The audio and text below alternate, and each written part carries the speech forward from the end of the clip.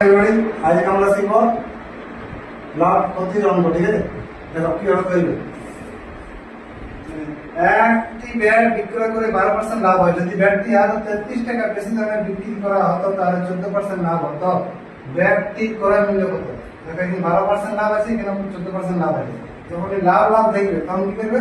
12% লাভ, 14% লাভ, একই রকম দেখবে, সব পজিটিভ হয়ে যাবে, লাভ ক্ষতি নাই। তাহলে কি হবে? এখানে 12 আর 14, তাহলে 14 থেকে 12 বিয়োগ করে দেবে, কত হবে? 2%। এই 2% এর দামটা এত টাকা বেশি, তাহলে লিখে দেবে, আমরা লিখতে পারি 2% সমান সমান 33 টাকা। 1% সমান কত হবে? 33/2 হয়ে যাবে। তখন কি বলি? ব্যাটারি ক্রয় মূল্য, ক্রয় মূল্য মানে কি 100% বার করে যাবে। 100% সমান কত হবে? 33/2 গুণিত 100 করে দেবে, কত হবে? 50 গুণ 100।